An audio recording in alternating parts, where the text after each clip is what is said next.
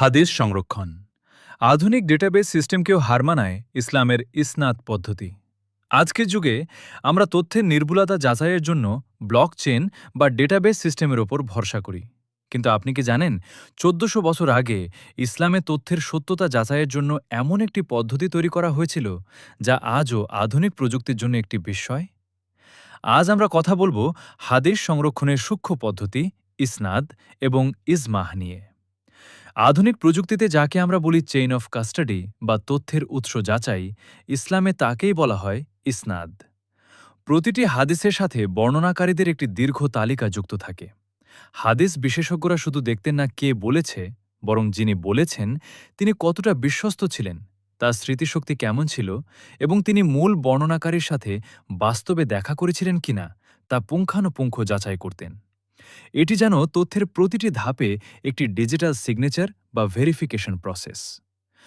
আধুনিক ডেটাবেজের চেয়ে উন্নত কেন?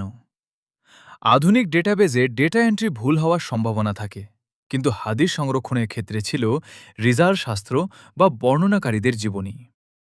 ব্যক্তি যাচাই, লক্ষাধিক বর্ণনাকারীর নাম, তাদের চারিত্রিক দৃঢ়তা এবং স্মৃতির স্বচ্ছতা নিয়ে স্বতন্ত্র এনসাইক্লোপিডিয়া তৈরি করা হয়েছিল।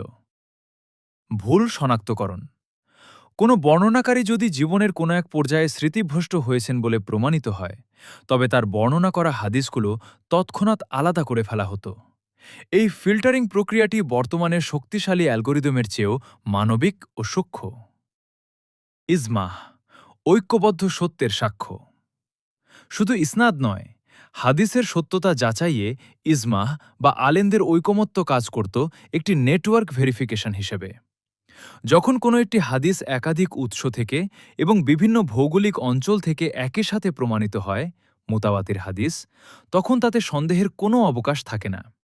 এটি আজকের যুগের ডিস্ট্রিবিউটেড নেটওয়ার্ক বা মাল্টিনোড ভেরিফিকেশনের মতোই কাজ করে, যেখানে একাধিক উৎস তথ্যের সত্যতা নিশ্চিত করে। হাদিস কেবল কিছু কথা নয়, এটি একটি পদ্ধতিগত বিজ্ঞান। যারা মনে করেন ইসলাম কেবল বিশ্বাসের উপর টিকে আছে, তারা হাদিস সংরক্ষণের এই নির্ভুল ও যৌক্তিক কাঠামোটি দেখলে অবাক হবেন। এটি প্রমাণ করে সত্যকে টিকিয়ে রাখার জন্য ইসলাম সব সময় নির্ভুলতার উপর গুরুত্ব দিয়েছে।